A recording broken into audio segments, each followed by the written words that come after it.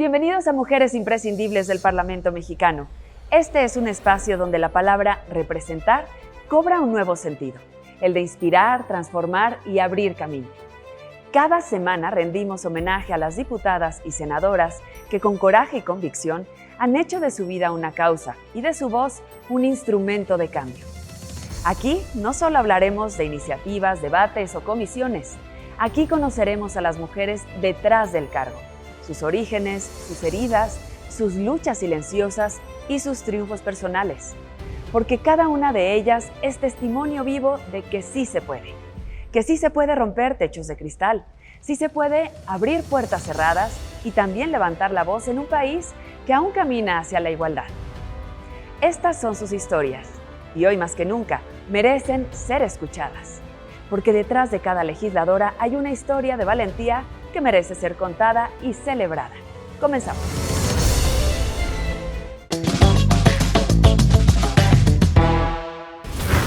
Primero vamos a ver lo que está sucediendo con las mujeres en México y en el mundo. Según datos del Instituto Nacional Electoral, con base al número de medidas cautelares dictadas y las órdenes de protección, el número de mujeres víctimas de violencia de género en 2024 descendió un 5% frente a un aumento de condenas a agresores. Casi la mitad de las víctimas tenían entre 30 y 44 años de edad. El Instituto Estatal de las Mujeres y el Grupo de Mujeres Científicas, Investigadoras y Emprendedoras de la Universidad de Monterrey firmaron un convenio para capacitar a mujeres, identificar sus necesidades e implementar programas para su beneficio en los temas de ciencia y tecnología. La Red de Centros de Justicia para las Mujeres Jalisco firmó un convenio de colaboración con el Instituto Estatal para la Educación de Jóvenes y Adultos, con el objetivo principal de combatir el rezago educativo y fortalecer la autonomía de las mujeres víctimas de violencia de género, así como de sus hijas e hijos. Datos recientes del INEGI señalan que más del 67% de las mujeres mexicanas mayores de 12 años son mamás, y de estas, más de 2 millones se encuentran trabajando y atendiendo el hogar al mismo tiempo. Una reflexión interesante sobre el rol de la mujer en nuestro país. Nuestra invitada es la presidenta de la Comisión de Cultura, una comisión que ha tenido y tiene como proyectos la legislación sobre la ley del precio único del libro, sobre la reglamentación del CONACULTA y sobre las bibliotecas del país, por mencionar algunas. Vamos a conocer más de sus funciones. La Comisión de Cultura del Senado de la República Mexicana se encarga de estudiar, analizar, debatir y proponer leyes y políticas en materia cultural, buscando la protección y fomento de la cultura nacional. Su objetivo principal es impulsar el desarrollo cultural del país, tanto a través de la legislación como del diálogo con la comunidad cultural y la ciudadanía.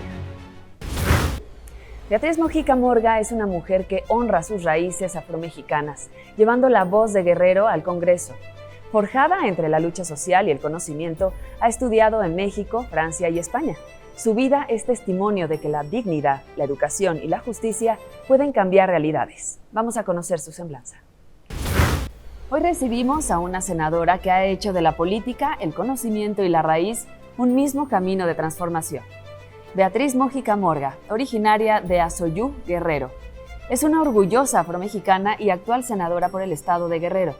Licenciada en Comunicación Social por la UAM Xochimilco, tiene una maestría en Políticas Públicas por el ITAM, becada por el CONACYT, y otra en Gestión de Políticas Económicas para el Desarrollo por la Universidad de Auvergne en Francia.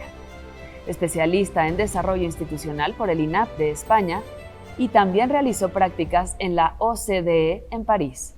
Fue la primera mujer candidata del PRD a la gubernatura de Guerrero y ha impulsado desde la sociedad civil iniciativas como Mi Corazón es Guerrero.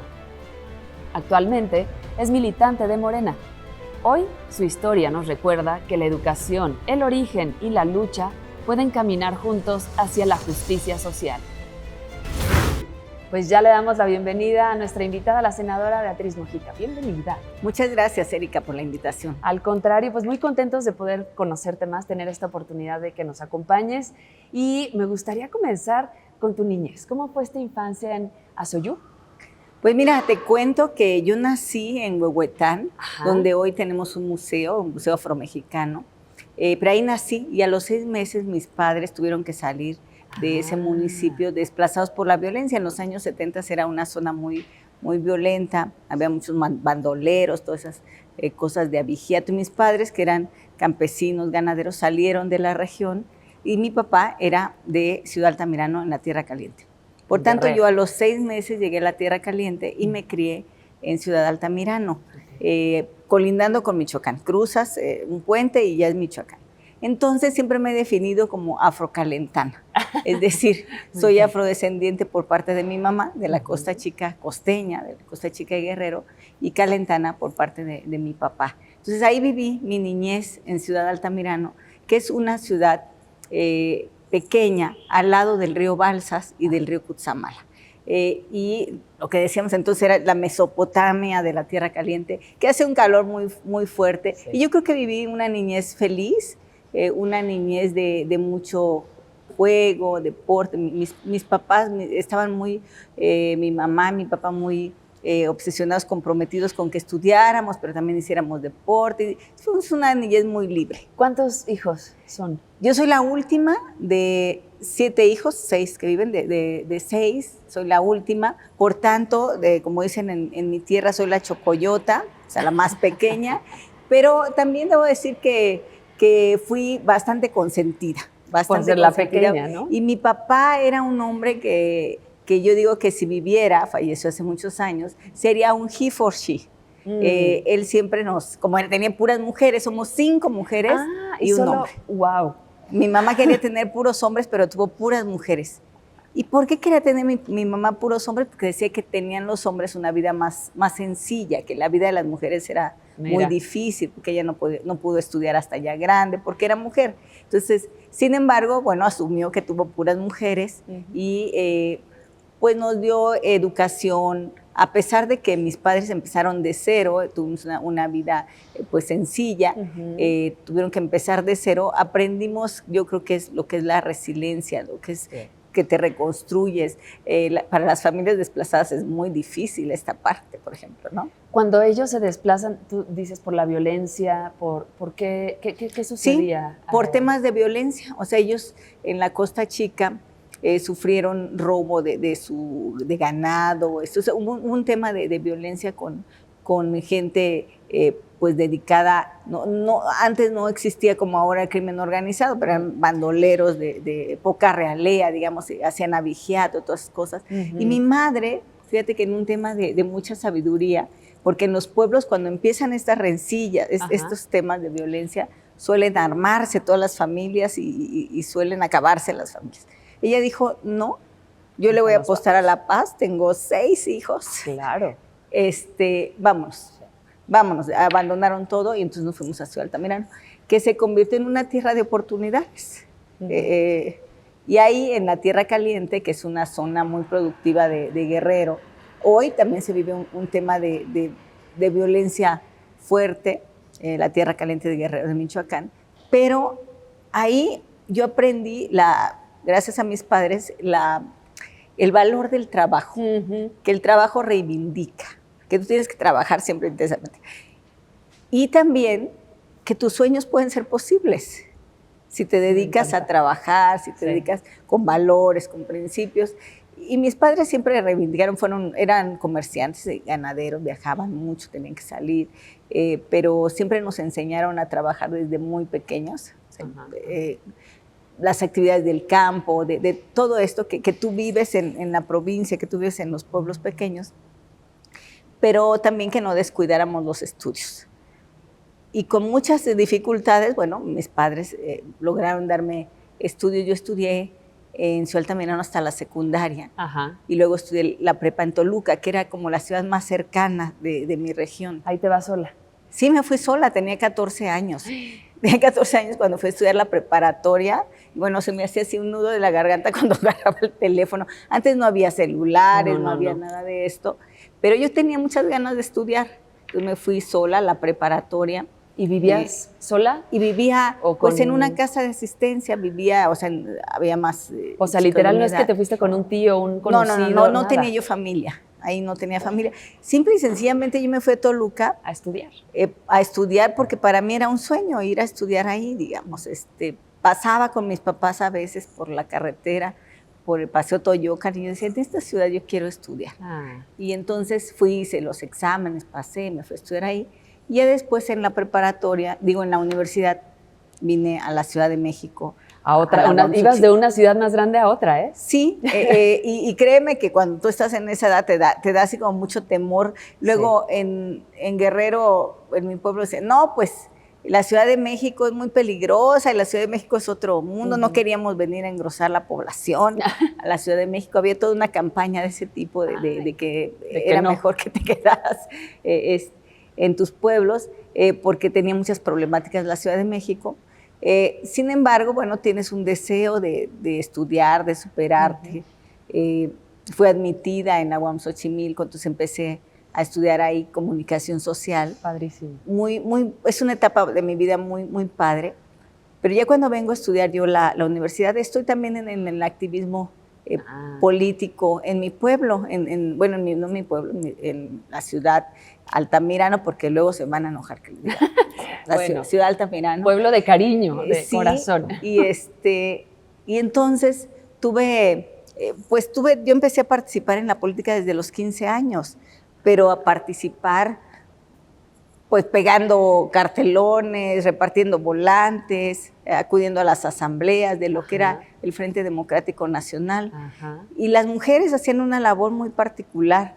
Ayudaban, eran usualmente las tesoreras del movimiento, ¿no? Porque ayudaban a recolectar los víveres para los plantones, para toda la lucha democrática que se hacía entonces y que era difícil desde la izquierda. Era un tema bastante complicado. En esa época hubo muchos muertos en Guerrero por la lucha democrática. Estamos hablando de más de 500 muertos. Yo recuerdo mucho que yo estudiaba la preparatoria y mi mamá me daba la bendición porque ella estaba participando, digamos, también ahí. En la, pues no en la política abiertamente, porque pasaba una cosa particular, las mujeres ayudaban a financiar los movimientos, a ir al mercado a recolectar víveres, toda esta parte que se vive en los pueblos, pero no estaban en la toma de decisiones. No figura, claro. ¿No? Y cuando les iban y decían, bueno, pues ¿por qué no no quieres ser regidora? Decían, no, mejor que vaya alguien más preparado. Y eso le daba cabida a los hombres solamente, ¿no? Entonces, bueno, yo empecé a participar, me vine a estudiar a la Ciudad de México. Voy a hacer ahí una pausa y voy a resaltar lo de mejor alguien que esté más preparado, porque al ratito vamos a ver, porque el comentario. Bueno, entonces hice la licenciatura, después tuve la oportunidad de hacer una maestría en el ITAM, con una beca al CONACYT. O sea, es la importancia, por ejemplo, de todos estos programas sociales que está haciendo la presidenta Claudia Sheinbaum, que inició el presidente Andrés Manuel, son muy importantes. La atención de la causa, de la causa de la violencia, de las causas de la seguridad, parecen cosas ajenas, pero tiene que ver con cómo le das perspectiva de futuro a los niños, a los jóvenes. Y a mí esto me emociona mucho porque gracias a una beca de CONACYT, yo pude estudiar mi maestría. ¿Cómo fue que te enteras de la beca? ¿Tú terminas en la UAM y ves la convocatoria o tú soñabas? No, yo busqué, porque acuérdense que estamos en una época que no había internet. Sí, no. O sea, el internet era muy, muy escaso, muy básico. Solo teníamos, creo que, una sala para toda la escuela. Entonces, tenías que enterarte yendo a las escuelas. Bueno, fuimos al CONACYT y nos enteramos que había esa beca de lo que fue la primera maestría en políticas públicas en el país, y que era totalmente financiada, digamos, tenías una beca al CONACYT y del propio ITAM, y pude acceder a ello. Mis padres no me lo podían pagar. Entonces, yo descubrí el valor que tienen las instituciones de financiamiento público, digamos, para que tú puedas estudiar. Porque estudiar siempre te abre muchas posibilidades. Muchas. Cuando te la dan, ¿te acuerdas de ese momento? Pues me emocioné mucho yo cuando primero busqué dónde podría estudiar y después CONACYT me informó que me había dado la beca. Solo entrábamos 30 estudiantes en ese entonces a esa maestría. Entramos 30 y terminamos 12, por ejemplo, ¿no? Luego a media formación el CONACYT restringe sus apoyos y entonces retiran las becas de colegiatura y estábamos a mitad de la maestría. pero él tuvo que implementar un programa para la generación que ya estábamos ahí. Pues sí, entonces, porque qué complicado, te casas a la mitad. Entonces, bueno, fue una época muy bonita, pero también fue una época difícil porque hice una formación en políticas públicas que requiere mucha disciplina y mucha economía y muchas matemáticas, cuando yo venía de una formación de comunicación social. Pero lo que descubrí es que los seres humanos podemos cuando te gusta, cuando te gusta. Y tuve que aunque a veces soñaba que me perseguían las derivadas y sí, qué horror. Todos los temas estadísticos, la pudimos lograr. Y después, fíjate que me fui a estudiar con una beca también a España. Primero hice una formación en España. Ahí aprendí muchas cosas en torno al turismo y en torno a cómo el fortalecimiento de las instituciones es importante. Y años después fui a estudiar a Francia. Años después fui a estudiar. En un intermedio competías para ser diputada. No alcancé a entrar en la primera,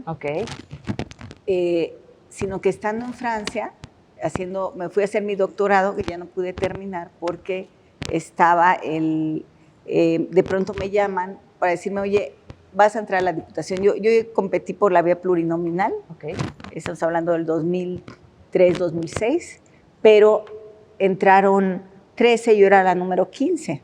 O sea, era imposible que entrara. Sí, pero a los 6 meses una elección se repitió, y entró el número 14 y al año Seferino Torreblanca, que era diputado federal, y se fue de gobernador a Guerrero, se fue él y después se llevó a su suplente de secretario de Finanzas. Y entonces, bueno, así se da la oportunidad de que, digamos, regreses, no terminas el doctorado por esa razón, pero regresas para... Sí, un día recibo una llamada que se había ido había ido a otro cargo, el diputado suplente, y que entonces la lista se tenía que volver a recorrer. Y entonces fue un tema muy interesante. Ahí aprendí esto de lo que habla Maquiavelo cuando dice que la fortuna, que la suerte en la política también juega. Pues, o sea, algo era imposible, pero cuando te toca, te toca. ¿Sí? Y entonces me tocó entrar a la Cámara de Diputados el día del desafuero. El día del desafuero Andrés Manuel López Obrador. Mira, o sea, lo acompañamos, fue un momento histórico muy cargado de simbolismos en el que se intentó quitar del camino a un hombre que había estado en la lucha permanente, en el territorio y en el corazón de los mexicanos. Entonces para mí fue muy simbólico ese momento y estuve en una legislatura que pues ya estaba a la mitad y entonces parecía que ya no había mucho que hacer y además yo era muy joven. Y entonces también pude entender las dinámicas de las cámaras y que uno tiene que encontrar su razón política, digamos. Tu causa. Tu causa. Y en ese momento entendí que mis causas era, por un lado, me tocó encabezar la primera comisión de seguimiento a las agresiones a periodistas, todos estos temas de libertad de expresión, de la importancia que tiene que ver con la información y la transmisión de esa información, la transparencia, todos estos temas, pero también me tocó estar en una comisión muy sensible, que era la primera comisión que hubo en el país para darle seguimiento a los feminicidios. Mujeres y periodistas. Sí, y los feminicidios que encabezaba esa comisión Marcela Lagarde, pues ahí fui aprendiendo en la práctica todo lo que tiene que ver con el feminismo práctico, digamos, no el feminismo teórico. Y recuerdo que una vez en la comisión yo decía, no, pues yo no soy feminista.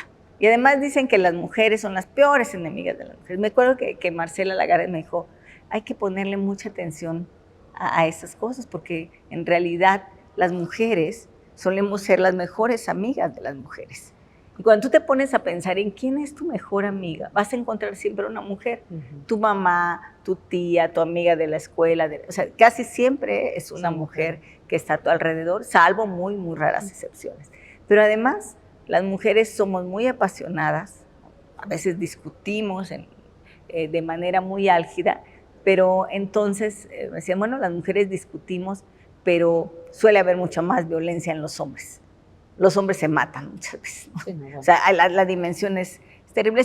Eran tiempos en que se empezaba a vislumbrar los temas de feminicidios, y recuerdo que una vez fuimos a un foro internacional, y íbamos la comisión de la Cámara de Diputados, y atrás iba la comisión del Estado de Chihuahua diciendo, no es cierto, no existen los feminicidios.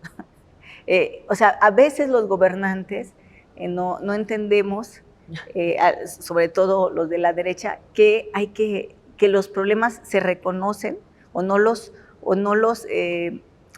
resuelves negando. Sí, no.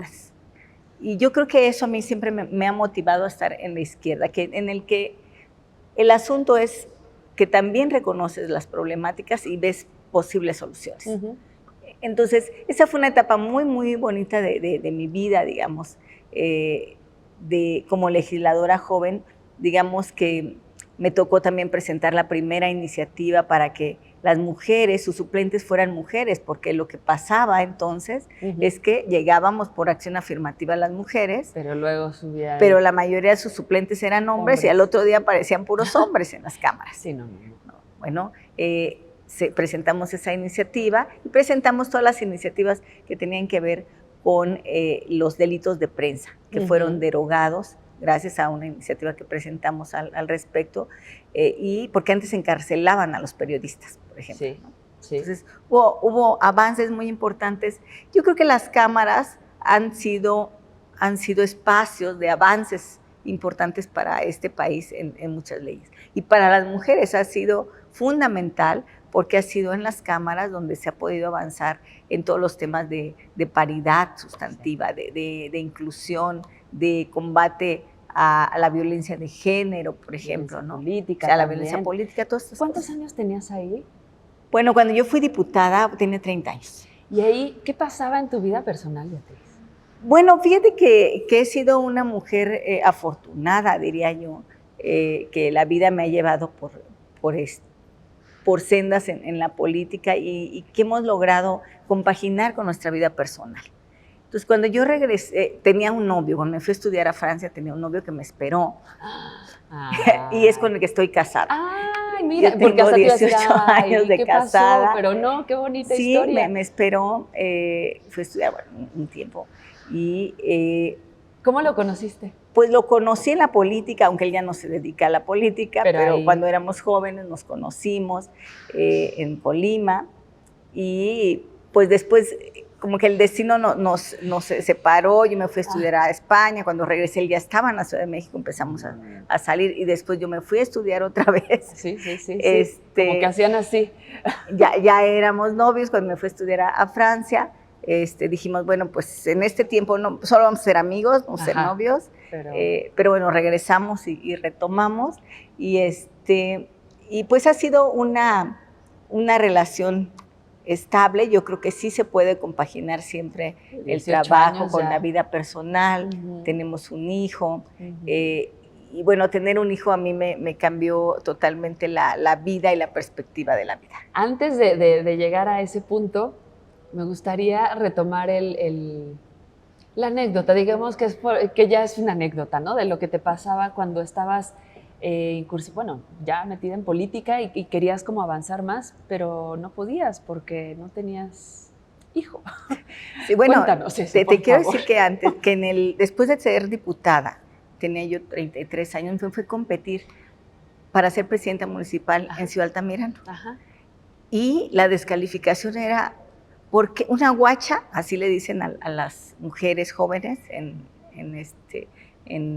esa región de Guerrero, no puede gobernar. O sea, guacha no. Es nada más guacha como y guacho es para chavita, decir, pues, decir mujer o jovencita, una guacha chica, o un guache. Okay. Es una guacha, es parte del lenguaje, sí. No puede gobernar, está muy joven, no es posible. Entonces, yo decidí ir a competir porque creo que la política tú tienes que asumir una responsabilidad. ¿De qué te sirve prepararte tanto Sí, si no lo pones si no puedes en ir práctica. a ponerlo en práctica en Claro. tu pueblo, el pueblo que tú quieres, que Sí, tienes en sí. tu corazón, que quieres hacer muchas cosas? Ajá. Entonces yo decidí ir a competir y muchos me decían, no, tú aquí tienes todo. Y, por cierto, era Además, asesora te yo en el emociona, veo que te Senado. emociona. Sí, y yo decidí que ir a competir. Me decían, es muy peligroso, es un lugar muy alejado. Sí, pero es mi pueblo. Ujú.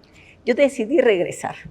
Creo que en Francia me pasaron muchas cosas, pero una de ellas es este tema de reconocer lo tuyo, Y de extrañar y de de valorarlo. valorarlo. Cuando estás aquí no lo valoras. Sí, es verdad. De repente cuando estás fuera lo valoras mucho. Yo veía la televisión y la violencia que ve en México, decía, no sé si voy a encontrar a mi país, ¿no? Por ejemplo, estamos hablando del 2000. Sí. Estaba esta guerra contra el narco y todas esas cosas, ¿no? Y veías desde fuera mucha violencia. ¿Qué fue lo que más, viendo desde allá, que más te llegó y decir, ok, no sé si voy a encontrar mi país, pero qué te dolía o qué te daba este impulso de decir quiero volver?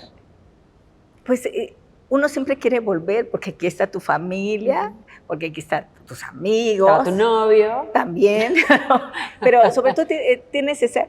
entonces entiendes un poco todo ese tema, fenómeno de migraciones. Sí. Casi nadie sale de su casa por gusto. Así es. Sale por necesidad. Sí. Por temas pocas veces sales a migrar por amor.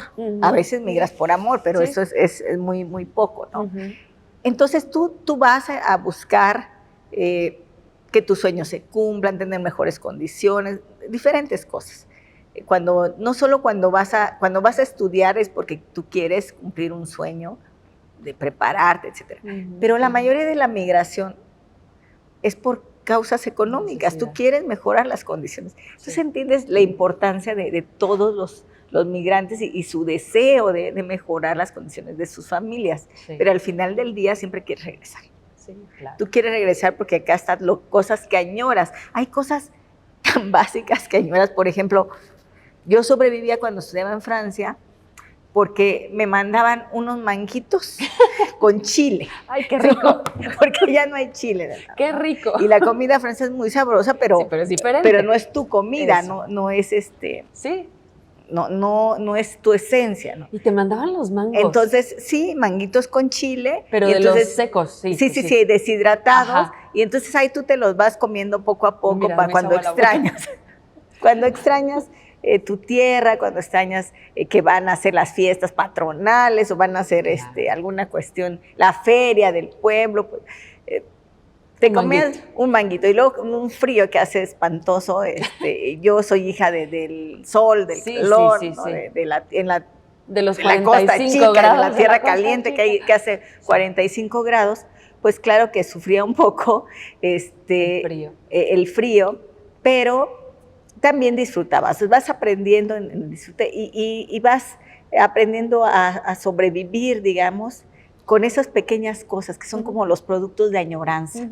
Los productos de añoranza que yo desde entonces lo traigo en la mente para mi estado, de que tenemos una gran fortaleza. Guerrero es el mayor productor de mango, de coco del país. Y esos productos de añoranza son los que te mantienen con el corazón vivo, digamos. Estás en esa añoranza de cómo regresar. De tu tierra. Sí, yo aprendí en ese andar por muchos lados el valor que tiene nuestra tierra.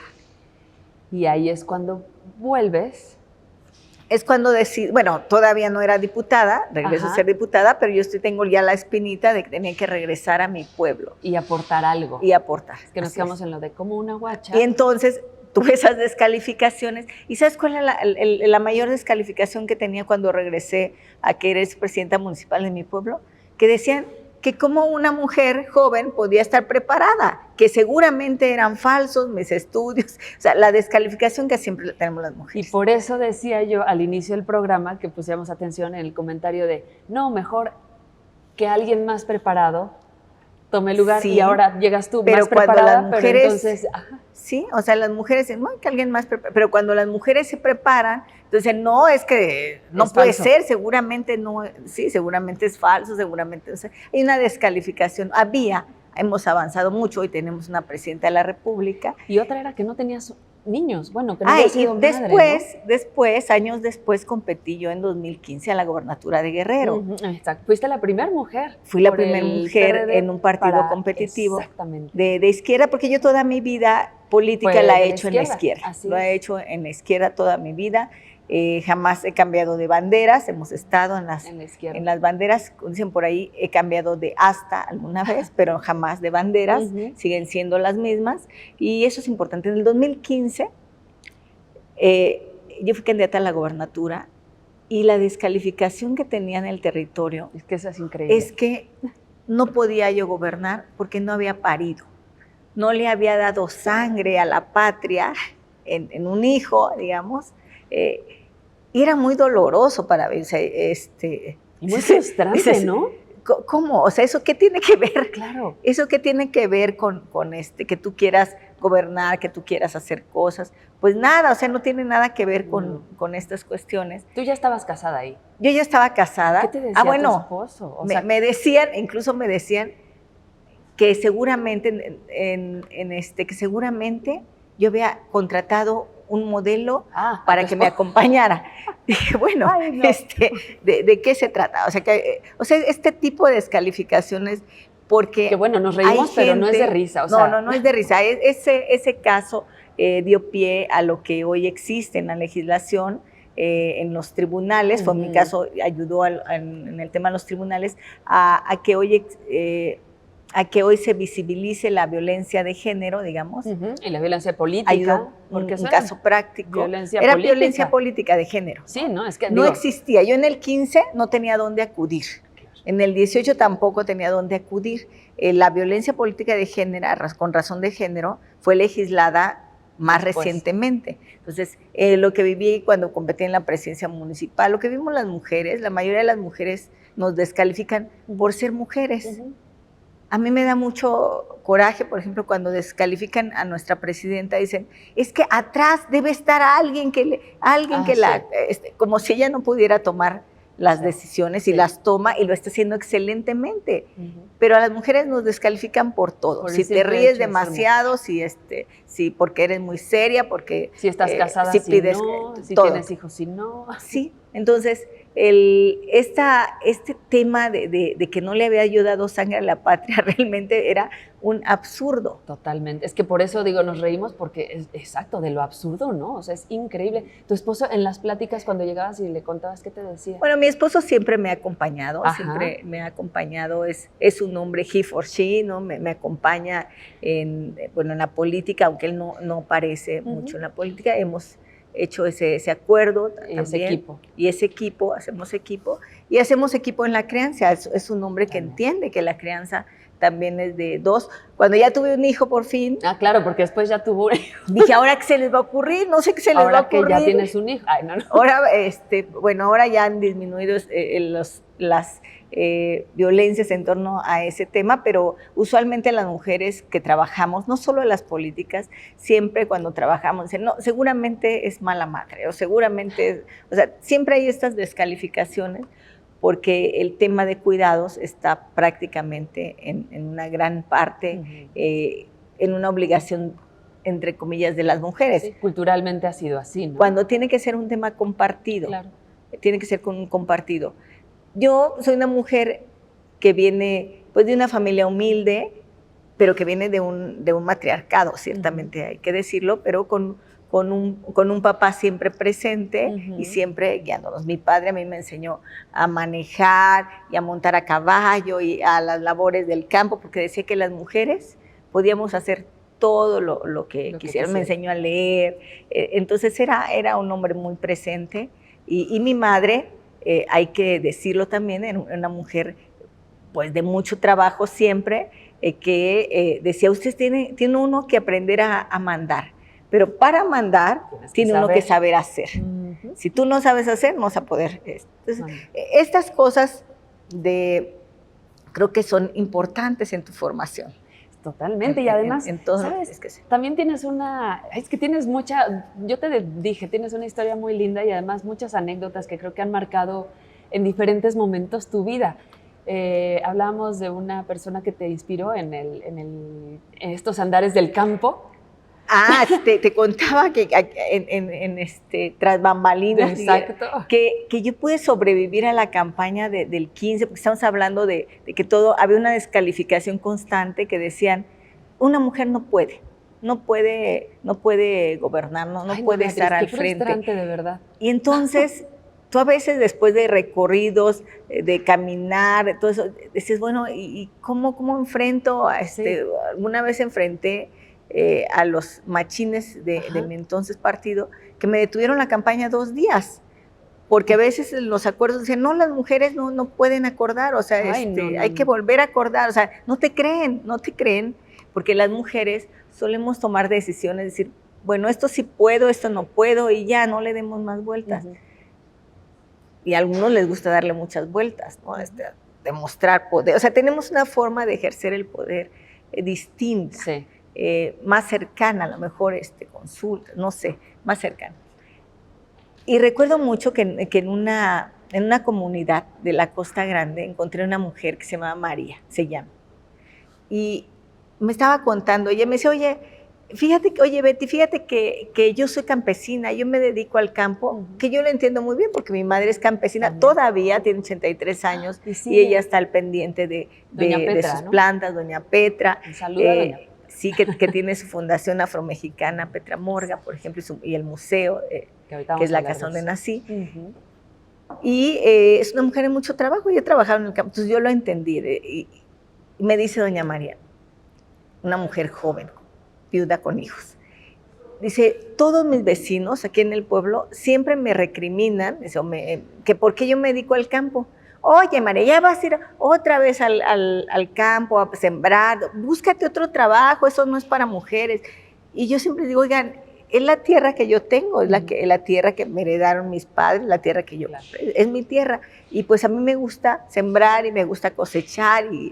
Entonces un día me cansé, me enfadé, y entonces me dice, un vecino me dijo, ya vas María, ya vas a sembrar, ya búscate otro trabajo, ese trabajo de hombres. Entonces yo regresé muy enojada y le dije, a ver, en Guerrero decimos muchas groserías, no la voy a decir aquí, pero ustedes la imaginarán.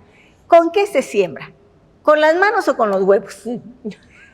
Entonces yo entendí, para mí fue una inspiración, fue como, wow. Porque dije, gobernar no es un tema de huevos, es un tema de visión, del cerebro, de cómo tú proyectas. No es un tema de fuerza, no es de fuerza física. Es acá. Es un tema de visión y del corazón, de qué quieres hacer por tu pueblo, cómo quieres dejar un legado a tu pueblo, qué quieres transformar. Por eso a mí me encanta ahora que veo a la presidenta Claudia Sheinbaum frente a un hombre grandulón que es el presidente, con todo lo que eso implica de Estados Unidos, a una mujer con mucha calma, diciéndonos serenidad, calma, con mucha entereza, porque gobernar no es un tema de quién grita más. Ni de fuerza. No es un tema de fuerza, sino de cómo tú con tus decisiones vas guiando, es un tema de guía para nuestro país. Y las mujeres aprendemos en este tema de guiar desde niñas. Sí. Es un tema, este asunto de que somos multitask, de que estamos en varias tareas a la vez, de que estamos desde pequeñas, muy pequeñas, involucradas en administrar una casa también, son aprendizajes. Es que en administrar, en cuidar, en el cuidado, en hacer rendir, ¿no? También, o sea, hacer rendir el dinero. ¿Sí? Toda esta parte es muy interesante. Yo me acuerdo que mis papás viajaban mucho, tenían un rancho en San Luis Potosí, iban de Guerrero a San Luis Potosí, son muchas horas, y por tanto salían a veces por 8 días, 15 días, y lo que hacían era rolar el mando de la casa. Ah, mira. Quien tenía la administración de los recursos que íbamos a gastar para la casa, ese tenía el mando. Entonces, nos tocaba a todos, hasta los más pequeños, a mí me tocaba también. Porque no era uno solo, no, o sea, era... Entonces tenías que mantener en orden la casa. Eso que aprendí yo de niña me ha servido enormemente en la vida. Oye, ¿no era un relajo? ¿No había la hermana o el hermano a lo mejor que dijera, o se portan bien o aquí...? No, bueno, también las había esas sí, discusiones. ¿no? Ya sabíamos que de acuerdo a quién les tocara era lo que nos íbamos a comer, ¿no? Había quien, mi hermana que le tocaba decía, no, yo no voy a cocinar, vamos a comprar las tortas de enfrente. Punto, eso comemos. Sí, entonces así, pero es un aprendizaje, o sea, todos esos temas de aprendizajes desde niños es muy importante. Yo por eso, para mí, uno de los temas, de mis causas, de mis temas, siempre ha sido la niñez y cómo fortaleces a la niñez, porque esa es la clave de la seguridad. Así es. Cómo atiendes a la niñez. Ahora que soy mamá, yo tengo un niño de 6 años, lo dimensiono distinto, ¿no? Sí. Bueno, ahí es donde tenemos que invertir, sobre todo en la primera infancia, ahí es donde tenemos que inculcar la paz, ahí es donde tenemos que inculcar la fraternidad, digamos, el fortalecimiento del tejido, y que a veces, como los niños no votan, como los niños no hacen manifestaciones, pues... No los voltean a ver. No los voltean a ver. Pero para mí esa es otra de mis causas, ya te he contado algunas de mis causas, que son las mujeres, los temas de libertad de expresión, los temas de la niñez, y ya grande, diría, ya después de siendo funcionaria de desarrollo social en Guerrero, es que redescubrí mi pueblo, donde había nacido. Y redescubrí mis orígenes afrodescendientes, afromexicanos. Y ahí es donde nace Guerrero, mi corazón es Guerrero. ¿Mi corazón es Guerrero? Sí, en el 2013 visité yo mi pueblo donde había nacido, lo conocí porque nunca vivía ahí. ¿Cómo fue eso? Pues fue como un shock, ¿no? Emocionalmente. O sea, tú estás en la añoranza, dices, bueno, un día voy a conocer el pueblo del que... De donde vengo. De donde vengo, pero del que no he podido ir a conocer por diversas razones. Porque cuando tú tienes desplazamientos de violencia siempre es complicado saber hasta dónde, hasta cómo. Y regresé y fue que conocí la casa donde nací. Entonces, junto con mi hermana, pensamos que una reivindicación era hacer un museo en esa casa que había sido baleada en algún momento, o sea, que había sido... que había temas de violencia. O sea, esa casa era de tus padres. Una ofrenda a la paz. Ajá, pero era de tus padres. Era mis padres. O sea, era de mi abuelo. Era de mi abuelo que se la dejó a mi mamá. Y se fueron, pero pues la propiedad era de ellos. ¿Verdad? Sí, así es. Entonces regresamos al pueblo y lo que hicimos fue un museo, el Museo Afromexicano, que es uno de los 2 museos únicos que hay en el país sobre el tema afromexicano. Nos reencontramos con nuestras raíces. Quisimos hacer una ofrenda de paz porque en esta idea que siempre me inculcó mi madre, doña Petra Murga, que la violencia solo se combate con educación y con cultura. Y con esas son las raíces de la paz, digamos, ¿no? Sí, sí. Por eso a mí me hace mucho sentido este tema que plantea nuestra presidenta Claudia Sheinbaum de las causas, de atender las causas, y esas son las causas. Sí, sí. El fortalecer la cultura, el fortalecer las políticas de paz, el fortalecer la educación, toda esta parte. Yo creo que por eso me he dedicado en la izquierda, he estado siempre en la izquierda, porque sí, una lucha muy social. Eso es lo que te fortalece el espíritu, ¿no? Sí, sí, sí. O sea, la música, la cultura de tus ancestros. Que bueno, ahora presides la Comisión de Cultura, justamente. Sí, así. Entonces yo me reencontré con mis ancestros. Al hacer eso. Me reconocí afrodescendiente, afromexicana, y entonces empezamos a entender este proceso, digamos, este tema de autorreconocerse. Todavía no había acciones afirmativas para los afromexicanos. De hecho, todavía no existíamos, porque este tema es muy reciente, que este país, durante muchos años, pero muchos años, este país se negó a reconocer que tenía pueblos negros. Y entonces lo negó en todos los foros internacionales. Es hasta el 2019 que México reconoce que tiene pueblos negros y se hace un reconocimiento constitucional gracias al presidente Andrés Manuel López Obrador. Aquí en el Senado, todo mi reconocimiento para la senadora Susana Hart, que llevó a la iniciativa. Y entonces, hasta el 19 es que se nos reconoce, es como si antes no existíamos, de hecho, como tal, pero nosotros hemos estado ahí toda la vida. Sí. Mi madre me cuenta que el abuelo de mi abuela, Ajá. Lola, que era una mujer también muy, muy fuerte, todavía tenía un arete que lo identificaba como esclavo, por ejemplo. O sea, estás hablando de 1850, 70 más o menos. Recordemos que la independencia que se hace en Guerrero prácticamente, las luchas, Vicente Guerrero estuvo al frente de la lucha muchos años, su primera acción fue abolir la esclavitud. Cuando te pones a estudiar, cuando te autorreconoces como afrodescendiente, encuentras que era su causa, que no era casual, que su lucha de no solo era por la independencia, en realidad su lucha, su causa social era la abolición de la esclavitud. Y por eso la acompañaban miles de hombres negros, afrodescendientes, afroguerrerenses, para lograr la independencia. Entonces vas nutriendo toda tu historia descubriendo y además te vas redescubriendo. Exacto, porque era de tu familia, o sea, digo, sí, de generaciones mucho más No, arriba, bueno, mi madre es una mujer costeña, ella se reconoce negra, digamos. Yo soy una mezcla, pero soy afrodescendiente. La afrodescendencia no es un tema de color. Exacto. No es un tema de color. Es un tema de que tú reconozcas tus raíces. Y esas son mis raíces. Eso. ¿No? Mi abuela. Es una cultura, la costeña, porque no es afrodescendientes, en realidad somos los costeños o los jarochos, dependiendo la región en la que estés. Pero imagínate, Erika, este país que tuvo 400 años de esclavitud. Sí, no. ¿Cuántos barcos llegaron? Las personas esclavizadas negras de África llegaban en barcos, miles y miles. O sea, ¿cuántos te parece que llegaron? Llegó un momento en la historia de México que hubo 11 millones de personas esclavizadas en México. Por tanto, la afrodescendencia está en todo el país, en todos los lugares donde hubo una mina, una hacienda o familias pudientes tenían esclavos porque era un tema de estatus. Exacto. Aquí la Ciudad de México tiene sitios de memoria. Santo Domingo es un sitio de memoria y era el mercado de esclavos, por ejemplo. Entonces, es un tema que a México le costó mucho reconocerlo, pero que existe.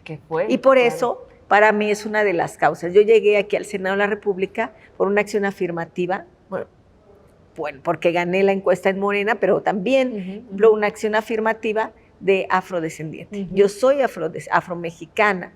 Me he asumido así desde mucho antes que existieran las acciones afirmativas y por eso es una de mis causas. Ya hemos logrado algunas cosas, que se reconociera en el Pleno, por ejemplo, parecen cosas menores, Erika. Pero no lo son. Pero son muy importantes, marcan un hito en la historia.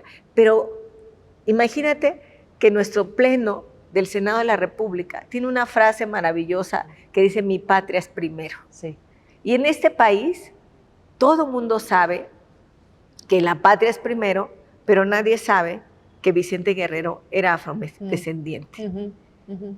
Y que ese hombre afrodescendiente, que fue el segundo presidente de México y el primer presidente afromexicano, tenía una identidad. Y entonces nuestro país reconoció mucho siempre a nuestro primer presidente indígena, que era Benito Juárez, pero le costó mucho, es muy reciente, la presidenta lo reconoció hace unos meses, y ahora el Senado de la República, la identidad de Vicente Guerrero. Es todo un cambio en la perspectiva, porque la población afromexicana de nuestro país es la población más marginada, digamos, más discriminada todavía. Todavía yo tengo compañeras que estamos en colectivos que vienen a la Ciudad de México, de Guerrero, y les preguntan ¿de qué país son? Si alguien te pregunta de qué país eres, solamente porque tienes una tez más morena o tienes un cabello chino o tienes el fenotipo, entre comillas, porque quiero insistir que no es un tema de color, y te pregunten de qué país eres en estos tiempos, aquí en la Cámara de Senadores, quiere decir que la gente no ha asumido todavía hay mucha discriminación, que nosotros en México también tenemos pueblos negros. Sí, quiere decir que todavía hay mucho por hacer, mucho camino. Así es, tenemos mucho por hacer, pero esa es más o menos, ya me fui de muchos lados, pero finalmente te quiero yo comentar que todas estas cosas que nos pasan en la vida, pues te va fortaleciendo también claro, el espíritu y el alma, pero también se vuelven compromisos que tú tienes. Yo tengo muchos compromisos con las causas en las que he estado inmiscuida, en las que hemos estado en las luchas, y me da mucho gusto que hoy, por ejemplo, a mí me encanta llegar al pleno y que la mitad seamos mujeres. Sí, ya es diferente, ¿no? Es totalmente, ahora sí que ya cambia. Totalmente diferente. Me fascina escuchar todos los días la mañanera y ver a una mujer al frente, sí, con todas sus implicaciones que tiene asumir la responsabilidad y las riendas de un país como el nuestro. Me encanta que en mi estado hay una mujer gobernadora, justo que ya no le preguntan si le dio sangre a la patria o no, bueno, por ejemplo. Bueno. Oye, ¿te gustaría volver a contender por...? Sí, claro. Por la gubernatura. Claro que sí. Creo que las mujeres que estamos en la política siempre tenemos tareas que cumplir, siempre estamos en esta ruta. No estamos estamos en la política porque creemos, al menos yo creo, soy una convencida, que la política tiene que reivindicarse, que la política es el mecanismo para cambiar cosas, para mejorar condiciones de la gente, para atender a la población, para hacer realidad esto que nos enseñó Andrés Manuel López Obrador, que el poder solo tiene sentido cuando se pone al servicio de la gente. Para eso estás en la política, no para otras cosas, no para servirte a ti mismo, sino para servirle a la gente. Entonces, claro que a mí me encantaría seguirle sirviendo a mi estado desde pues un área de toma de decisiones directa. Nos hemos preparado durante muchos años para tomar decisiones en la política y me encantaría que muchas más mujeres, que muchas más jovencitas, que esas niñas que van a ser mujeres en el futuro tengan la oportunidad, como nos dice nuestra presidenta Claudia Sheinbaum, de dedicarse a lo que quieran. Pero que ojalá más mujeres se dediquen a la política, porque como decía Bachelet, cuando una mujer se dedica a la política, cambia a la mujer. Pero cuando muchas mujeres nos dedicamos, cambia la política. Así es, así es. ¿Cuál sería tu sueño? Yo tengo un sueño en Guerrero. No está destinado mi estado a la violencia ni a la pobreza. Ya. Eso es algo por lo que yo he luchado toda la vida. Y te duele. Puedo ver que sí. Me duele mucho. Es como si a mí me dijeran cuando era niña, no tienes perspectiva. Ya. Porque naciste en un pueblo pequeñito y no vas a poder, sí, en un pueblo negro y entonces no tienes perspectiva. Sí. Y entonces yo me niego terminantemente a eso. Mi estado, Guerrero, es el que le ha dado al país todas las luchas sociales, Erika. Sí. Todas han pasado por Guerrero, la independencia, la revolución, hasta la guerrilla de los 70s. Que ha hecho grandes cambios democráticos en nuestro país. Sí, sí. Entonces yo me niego terminantemente, y se lo digo a toda la gente cuando camino, porque yo soy una mujer que camina mucho en su pueblo, que debemos de negarnos a decir, es destino manifiesto que seamos un pueblo lleno de violencia y de pobreza. No, sí tenemos perspectivas, porque es un pueblo guerrero. Lo mejor de Guerrero es su gente y somos personas resilientes. Sí. Somos personas que enfrentamos adversidades, pero salimos adelante. Recientemente enfrentamos el huracán Ion y el huracán Otis y el huracán Ion, sí, y ya estamos de pie. Acapulco ya está de pie. O sea, tenemos una gran fortaleza las y los guerrerenses y por tanto tenemos que seguir insistiendo en que un día va a llegar a nuestro estado ese pago de la deuda histórica por todas las batallas y las luchas que hemos dado. Y yo estoy convencida que será en este segundo piso de la transformación y será de la mano de las mujeres y de los hombres que estén comprometidos con los grandes cambios, con el humanismo mexicano. Y yo creo, también estoy convencida que como todos los días nos dice nuestra presidenta Claudia Sheinbaum, es tiempo de mujeres. Listo, ay, qué bonito. Y se nos termina el tiempo, pero ¿algo más que quisieras agregar? No, pues ya me hiciste llorar. Ay, no. Aquí estoy muy emocionada, contenta. Creo que la política tiene que seguir siendo reivindicada por las mujeres y que las mujeres siempre debemos de dar un ejemplo no solo de fortaleza, sino de voluntad para hacer que las cosas cambien, mejoren, por el bien de nuestros hijos, de los niños, las niñas que vienen atrás de nosotros. Y las mujeres políticas tenemos que seguir abriendo caminos, ensanchando caminos, tocando puertas, para que esas niñas que vienen atrás de nosotros tengan otra perspectiva de vida. Otra perspectiva. Muchísimas gracias, Betty. Oye, y siempre, yo ya, Betty, sí. Cerramos el programa preguntándoles su canción favorita. Yo sé que es una pregunta bien difícil porque por lo general no tenemos una sola canción, pero es para cerrar el programa con esa canción. Entonces, ¿cuál sería esa canción especial para ti que te transporte a un momento o que te guste porque la escuchas de pequeño, no sé, cualquier, o porque es actual y te pone de buena? Simplemente, ¿qué canción elegirías? Bueno, me gusta mucho una canción que se llama Coincidir, que cantaba Guadalupe Pineda, bueno, entre muchos otros. Ok. Porque la vida es así como de coincidencias. Siempre que la escucho me gusta mucho, me fortalece, porque entonces dices, por algo yo estoy aquí.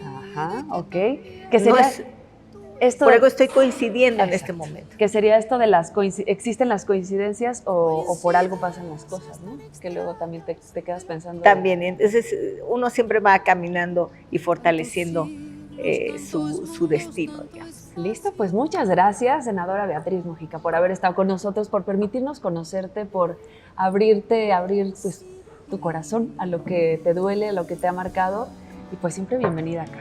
Muchísimas gracias.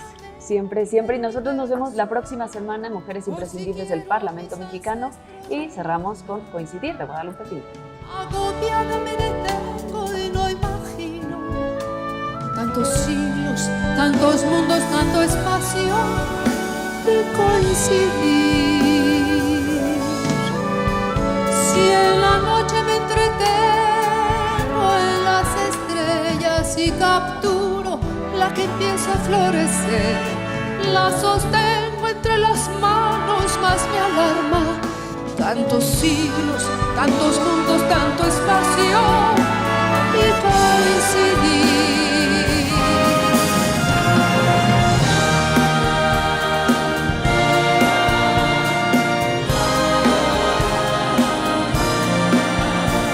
Si la vida se sostiene por instantes y un instante es el momento de existir, si tu vida es otro instante,